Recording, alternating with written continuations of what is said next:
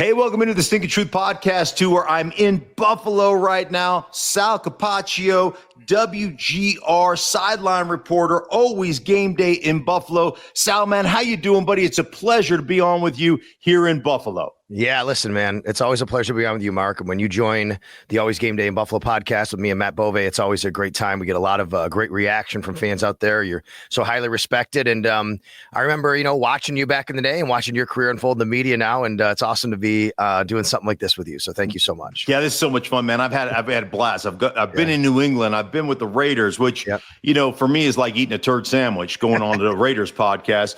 Bills, not so much. I still have a soft spot in my heart for the Bills, because I have so much respect for those 90s teams, how great they were, the athletes they had, the system they had. And it just becomes, the longer we get away from it, and I know you and I have talked about this, Sal, but the longer we get away from it, the more impressive going to 4 straight really has become. When you look at what they were able to do, it's just one of the best teams I've ever seen in the history of the National Football League. And it's a shame. So we hope, there's part of me, I'm a Broncos guy. I'm a Redskin guy. Once a Redskin, always a Redskin. But there is hope for me. If the Broncos can't go, I think the Bills are my next choice. Like, the Bills are the ones I want to see go and do something special and win a championship. I hear that from a lot of people, no doubt about it, because I think they have this type of culture and atmosphere that people gravitate to, right? This college atmosphere here. It's Bills Mafia. We know what Bills Mafia is all about. And it's just not the craziness that you see on those viral videos. It's really the passion. It is like a college atmosphere here, and it's great. I always tell people, Mark, we're not New York City. We're not Chicago. We're not LA. It's just a big enough city that we have NFL football here, and people love it, and they're so passionate about it. It's like being in the SEC, which is great, and that's what people care about. It's Buffalo Bills, it's chicken wings, it's Niagara Falls. That's what you get asked about when you live here in Buffalo. One of the great things is the old Rich Stadium, that you guys still playing, and you're building a new stadium. But one of the coolest things, there's only 2 places I can remember that have this kind of authenticity and like that natural, just we're in this thing together, fans. And I don't think as a player, I don't think I ever truly respected what the fans put into the game, because I was so myopic in my vision of what I needed to do. And so I didn't really ever take time to kind of sit back and watch it. But one of the cool things, it's Buffalo and it's Green Bay. You drive down this little street and there are people that open up their front yards to park, like parking right here in my front yard on the grass. Like, I'm such a freak show when it comes to my grass. Like, there's nobody parking on my grass. Stop it. Right. But I'm watching these guys, and you pull in and you're seeing this little neighborhood with these tiny little houses and, people parking and everything else. And then all of a sudden, bam, the stadium's right there. And I always thought it was one of the coolest things in the world to be able to go in there and have that kind of atmosphere. And the Bills have just been unbelievable with their passion, their connection to the team, to the city. And the crazy thing is, it's Buffalo. You get the lake, lake effect, lake effect, snow, and all that kind of stuff. And I know so many guys that play there that are just like, man, I'm part of the fabric of this community. I'm like, we're staying here. We're staying in Buffalo. Yes, right. And it's a testament to just the organization. It's a testament to the city. It's a testament to the fans who just have such reverence for the guys who played there. So I really appreciate the organization in general. And I'll say this, I was just at Jim Kelly's Celebrity Golf Classic last week. And, I grew up here. I grew up in Buffalo, and I left for 16 years. My radio career took me to Florida. I came back. I always joke, I'm the only man in America who chose to leave Florida to move to Buffalo, New York. But you know why? It's a special place. And when you see Jim Kelly still living here, and Thurman Thomas still living here, and Steve Tasker still living here, I think it says a lot about the area and what people think about the people here, right? No doubt about it. It's a great quote from Jerry Glanville, actually. Jerry Glanville said one time, he said, Buffalo made my wife cry twice. He was an assistant in Buffalo back in the 80s. He said, once, the first time when I told her we had to move to Buffalo, second time when I told her we had to leave because we were fired. Yeah. Buffalo made it because he didn't want to leave. It's great. It's a great city. It's a great place. And that stadium, by the way, right across the street, not going to change anything. It's going to be amazing. This is the last year at the current Highmark Stadium, the old Rich Stadium, as you say. Mm-hmm. How great would it be to end it with an AFC championship and Josh Allen walking off the field holding that trophy on the way to near his hometown in San Francisco to play Super Bowl? Yeah, that would be tremendous. And I tell you, I had a great, I've done a couple of Buffalo games, so I've talked to Josh Allen a couple of times, but I hosted an event when he was a young player. Maybe it was right after his rookie season. And, I'll mix it up with guys, right? I still have that kind of locker room mentality a little bit when I'm mixing up with guys. And a lot of guys don't know how to handle it. They're like, ooh, Josh Allen just went right back over the top. He was crushing me. And we had, it was so much fun. And he is so sharp. He's so witty. But again, I think the biggest thing about playing this game, regardless of position, is how you take information through your eyes, how quickly you process it, and you make an instant snap decision. And that decision, 99 times out of 100 is correct. The great players have that ability. The guys who fail coming out of college that can run 40s and can bench press and can do all those things, they can't process fast enough. That is a God-given skill, just like throwing a 100-mile-an-hour fastball. You're either born with it or you're not born with it. And the guys, to me, that have that ability are the guys that become great players. And he certainly is one of the greatest players in this league. So much fun to watch. He's a big-time competitor, does so many things well. I enjoy watching Buffalo play. And I don't think Josh gets enough credit for that cerebralism, I guess you'd say, that you just talk about, because that is a big part of his game. It's not just the athleticism. It's not just him being a beast and being able to throw the ball a mile and run the ball the way he can. It is really a part of his game. And the organization too, right? And I know we'll talk about the organization, Mark, but I've always said this. I believe this. Now, I've been through several different regimes here, and I went, I've several different coaching staffs. I've been on the sidelines for 12 years. I understand how this all kind of works together. And one thing I've learned in that time, and I think you'd agree with this, is how much the organization also truly matters to develop people and having the right people around you. Because, Josh has all this talent, but it has to be cultivated. He was a very, very polarizing prospect coming out. Yeah. I believe this, Mark. I always say this. I think if Josh Allen was drafted by the Jets, he'd still be pretty good. He wouldn't be the league MVP, though, because they wouldn't know how to develop him correctly with their track record.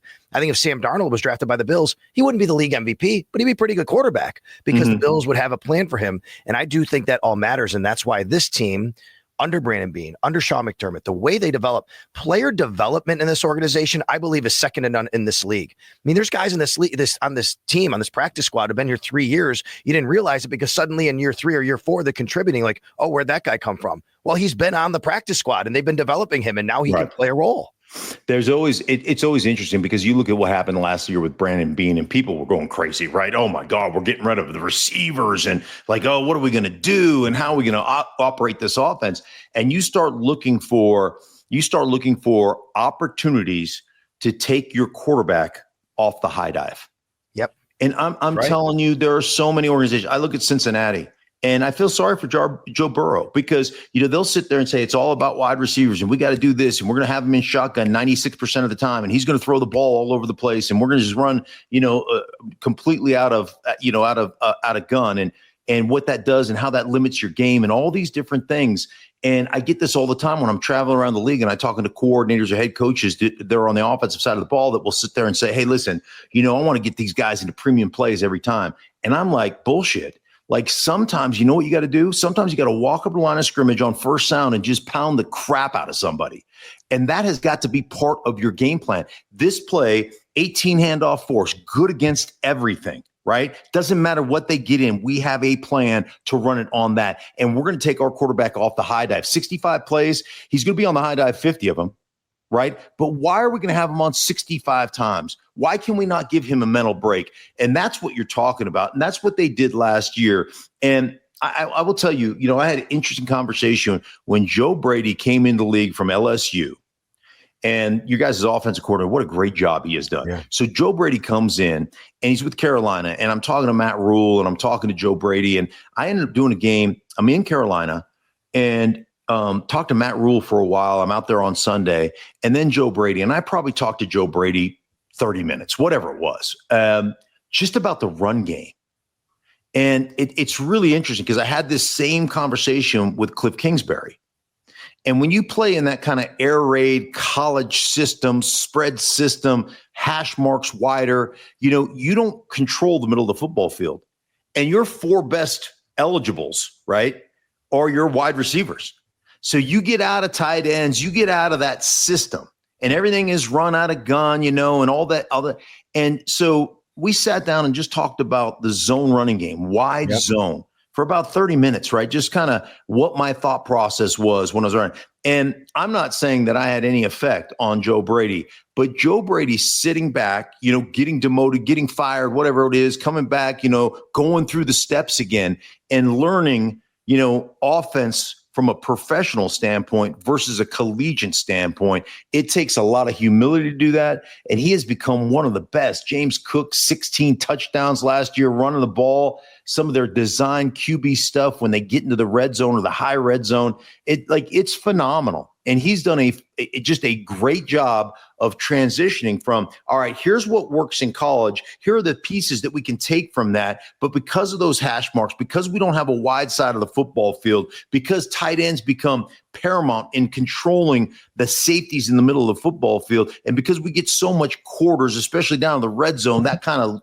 of defensive look, we have to restructure in our brains what actually operates. So I have nothing but the utmost respect for what Joe Brady has done, what Brandon Beane has done, what Sean McDermott has done, understanding that now, come playoff time, right, we got to adhere to our identity. And that would be my one criticism. Sometimes come playoff time, I think there's almost a panic stricken. They've beaten Kansas City 4 times in the regular season. They've lost 4 times in the playoffs, 2 AFC championship games.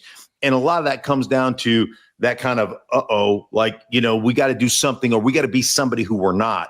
And my experience is, man, lean into what you are and know that that's good enough to win regardless. And I'd like to see it happen. I certainly would. Yeah. And listen, I think all your points are valid and they're great. And Joe, he coached at LSU he had Joe Burrow and he had Jamar Chase and he had Clyde Edwards-Helaire, and, they're just slinging the ball around the place and doing everything. Goes back to the NFL, obviously doesn't work out in Carolina, comes to Buffalo, and he works his way up. He was under, obviously, Ken Dorsey, they moved on from.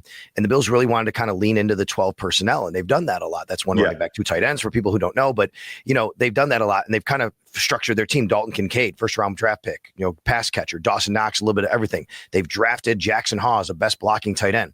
But I think a lot about, and actually, you're a guy I think a lot about for this because, Mark, you played under Alex Gibbs, and Alex Gibbs was an incredible offensive line coach in that system.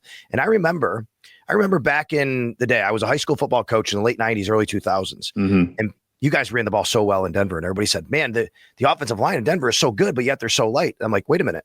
They're good because they're light, because they're athletic and they can move around and they can do so many things that other teams can't do. And now football's cyclical, right? We go through the early 2000s. Maybe you go back to a little more heavy. And then it becomes a little bit more again. If you're going to play in space, you got to play in space. Why does it work for the Bills from your standpoint with James Cook, and how have the Bills been able to really take James Cook's strengths as a smaller running back, 16 touchdowns, run this type of offense? I think a lot about going back to those Denver days and what you guys were able to do. Yeah, I think there's so many things. When you're good at running the football, you really know, you really understand what everybody's responsibilities are. And I think it comes down to a couple of different things. One, we used to coach the crap out of this. They're doing it in Denver right now. I've been to every training camp in Denver. And I did something on this podcast a couple of weeks ago about entry points and coaching up the running backs entry point, where you're supposed to enter the line of scrimmage based on where you line up in a static position. And so when everybody starts moving in that zone, right, we all go this way, that alignment will move, right? That spot. So if you're the inside hip of the tight end, it's going to move. Well, you don't go to where it is. You enter where it lined up statically, right? You're on line of scrimmage with your hand in the dirt. We used to coach the crap out of that. And then ultimately, the other thing is, and 2 other things, your receivers have to understand and have to be unselfish. Yep. I've told coaches before, you know what you ought to do with that receiver? You ought to make him line up and guard and take one-on-ones against the defensive lineman and get the piss beat out of him. So he understands what I'm doing for him to be successful.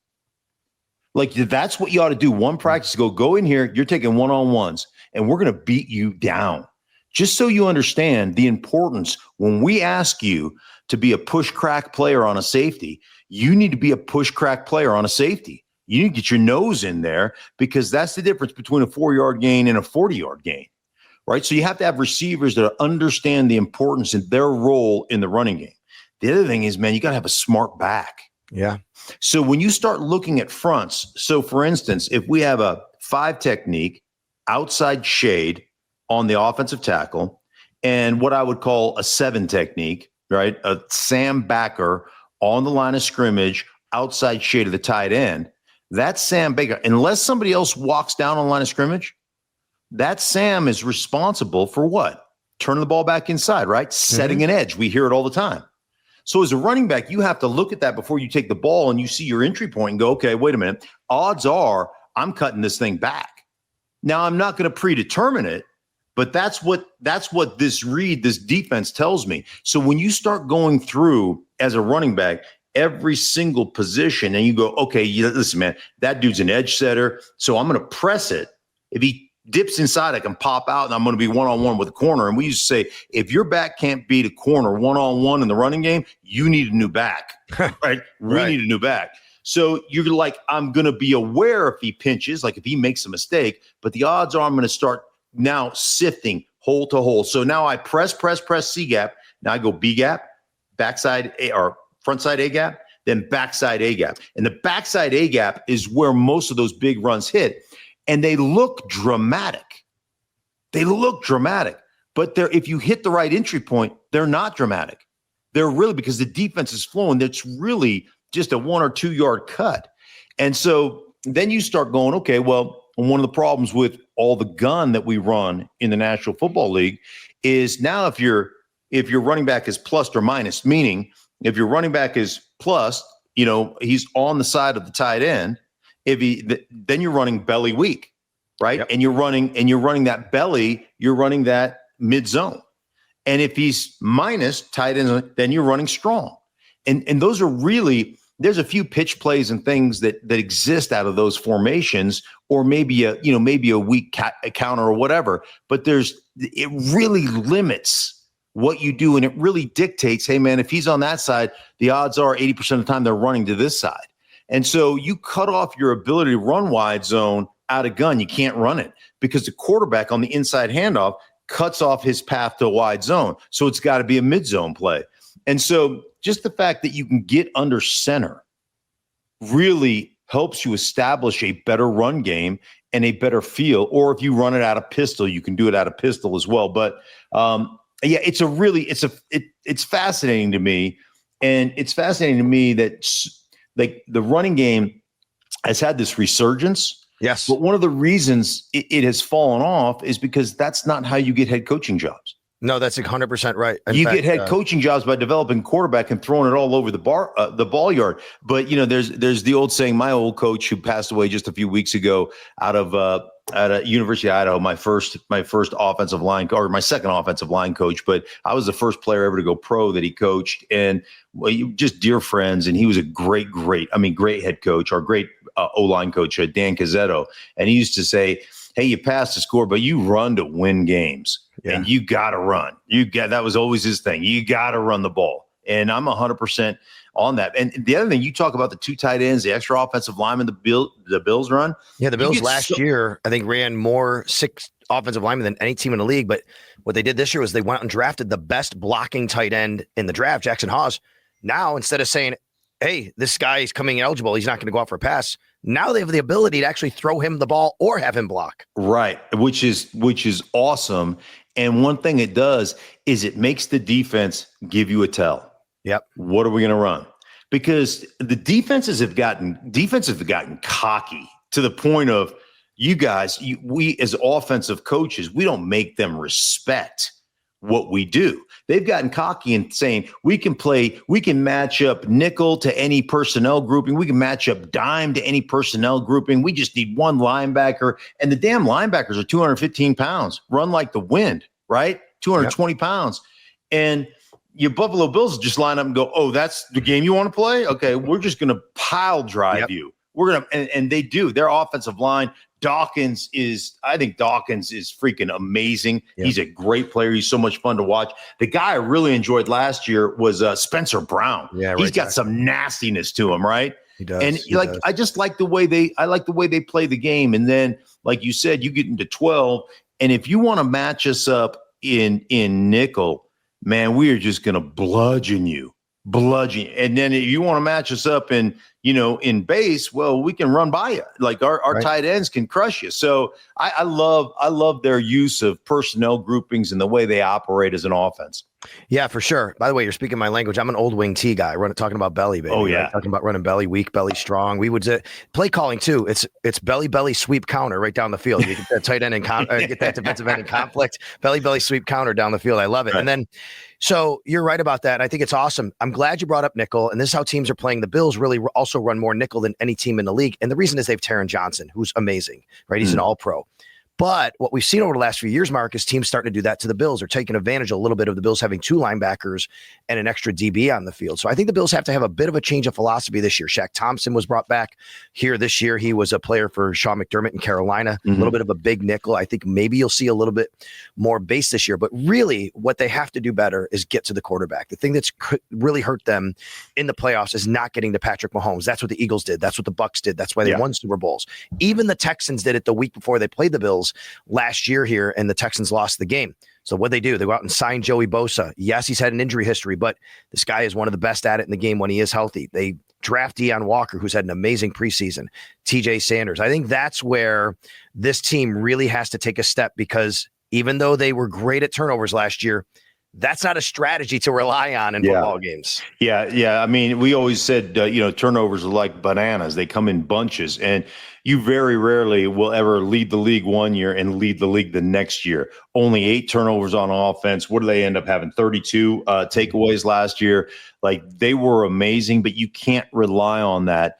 And so it's the overall effect. It's like boxing, the body blows. You've got to get to the point where you're hitting and affecting the quarterback. You're getting him off his spot. You're making him have to throw over the hands of a guy. You're hitting him late. You're doing within reason late, anymore. The quarterback. You're making him feel it. For sure. Yeah. So you've got to be able to do those things. The thing I find, as an ex-offensive lineman is, I love teams that just lined up and played the same dudes, and that's really not how the league operates anymore. Right. But you need a plethora of guys on the D line. They can rotate, that have different skills, that all of a sudden you get, you get the versatility of a guy that's a defensive end, but he's a really good pass rusher to get down when you get into nickel fronts, and he can get down in over the guards. And then it's about, your game planning, your ability to create your one-on-one matchups where you want them, based on what they do, how their offense works, where they protect. When you have a guy on the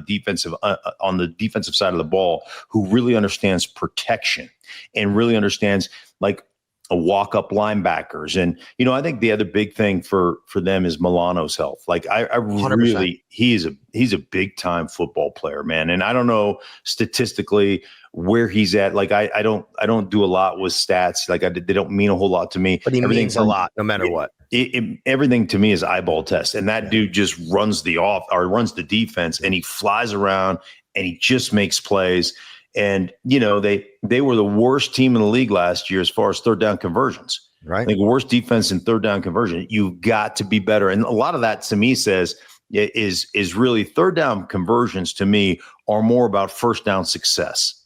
When you have first down and you get first down and you're in second down in 4, well, shoot, you're going to have a lot of success on third downs. So it's really about bolstering up your first downs, making sure you're limiting offenses and getting them in second down and 7+ predictable situations where now you can become the dictator on defense, where you can dictate the offense and say, this is the way we're going to operate. So those are the things I think that need to happen with this defense. But I love the rotation.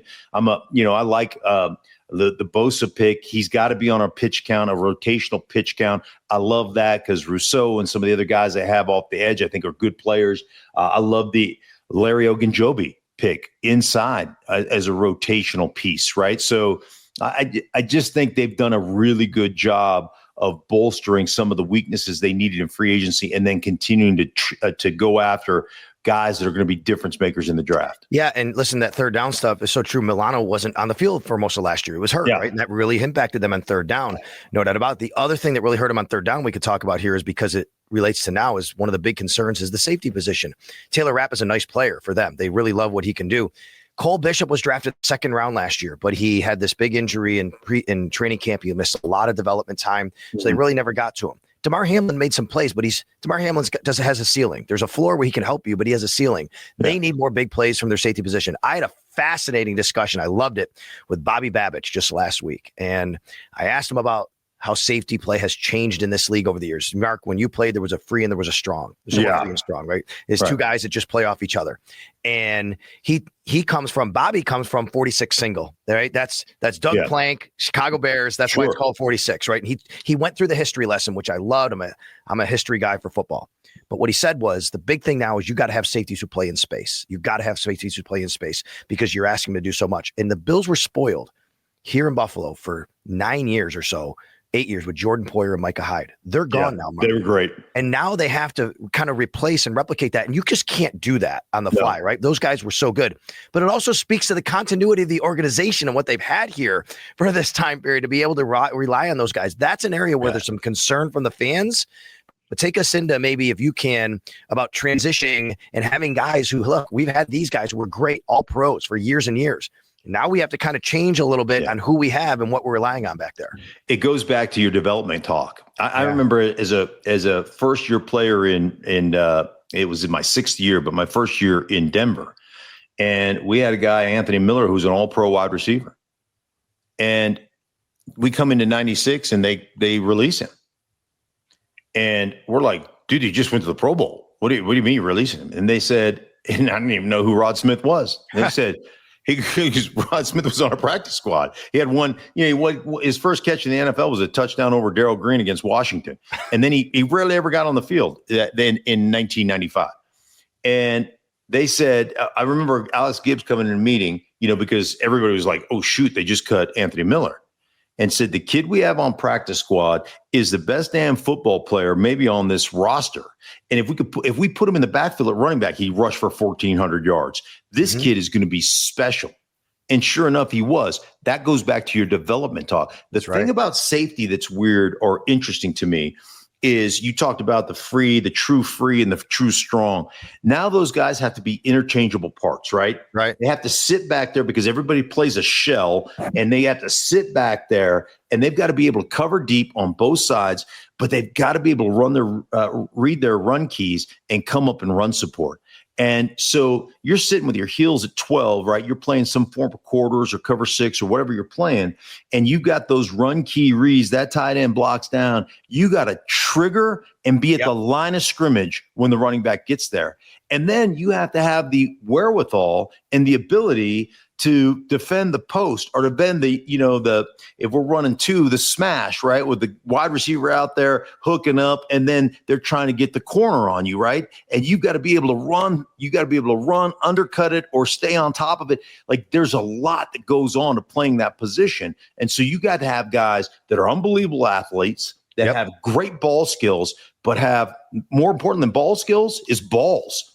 They got to have the balls to run up and be run defenders. And so, there's a lot that goes into it. That position, I'll tell you the other position, when I talk to defensive coordinators around the league, and I have to leave on this because I got to do my radio show. Yeah, for sure. But when I talk to defensive coordinators around the league, and it's fascinating to me, is the one position they'll all tell you is, if you don't have a nickel, you can't play defense. That's right. We got to have a dude that, number one, you got every route combination, right? Because you got inside, outside, right? You got all the little option routes. So you got to be able to man-to-man. You got to have great spatial awareness in your zone drops, right? And then you got to be able to run support. That's right. And so you're playing linebacker, essentially, on the outside. When they remove the will and they put the nickel in, you're playing linebacker. And, oh, by the way, you're also got to be our best cover guy, because the dude you don't have the sideline as an extra defender to funnel a guy, or you can't play outside leverage and funnel a guy into your safety. Like, you are mano-a-mano out there. And the Bills have an all-pro in Taron Johnson, but they also like to play big nickel once in a while. That's where Shaq Thompson comes in to mitigate that. I know you got to run. I'm going to share this story with you because you'll appreciate it after the safety talk. So I played safety in high school, and I was a smaller guy. I was more of a center fielder type guy. But I remember going to Bills games, and they had Leonard Smith and Mark Kelso, right? And you remember these guys. Sure. And I remember I go to a game and they got beat like on 3 post patterns throughout the day. And I go to my high school football coach, my defensive coordinator at the time, Carl Curris, who you would love. He founded what we call here the Trench Trophy, given to the best high school linemen every year here in New York. And he founded this award, and I love him for it. And I said, Coach, how come the Bills just keep getting beat on these post patterns? I don't understand. These 2 really good safeties. And he said, Sal, because Leonard Smith just wants to go down and take the paint off guys' helmets and doesn't care and vacates his zone. And Mark Kelso is not fast enough to cover for him. And it always stuck with me because nowadays you better be able to do both, baby. I am, by the way, Sal, I am going to steal that line. I'll use it in a broadcast. This dude just wants to take the paint off of helmets. I'm going to write it. I'm like, literally, I got my daily notebook here. I got my little daily devotional. You can see every day. I'm in here right here. I'm in my notebook every day. I'm old, so I write everything down. You know how that goes. But I'm putting there, dude just wants to take the paint off of helmets. That'll be Sal. So my rule of thumb is the first time I say it, Sal, I'll credit you. Okay, then you can use it. The second time I'll say some guy I know told me this. The third time it becomes mine. So by the time from now until I do the first broadcast of the season, I'm in Jacksonville. When I hit the third broadcast of the season, it'll just be mine. So just understand when you hear it, you go, I know where he got it I'll from. still take credit for giving it to Mark Schlereth on the Stinkin Truth podcast, no doubt, brother. Man, it's a pleasure, man. Thank you so much. And like I said, seriously, for Buffalo, all you fans out there, I hope I made you cry in 1991 when we whipped your ass in the Super Bowl. I hope you cried like a baby. But I am with you guys. As Alex Gibbs used to say, and I'll leave you with this, I'm with you, win or tie. Lose, and we're going to have an issue. All right? Well, listen, I could talk ball all day. I love talking football, as you can tell, and you're one of the best at it, so I appreciate you having me today. You got it, man. Take care. For everybody involved in the Stinkin Truth podcast, we thank you so much. Hey, for you guys with the Bills, always game day in Buffalo. Love you guys, and we'll talk to you down the road.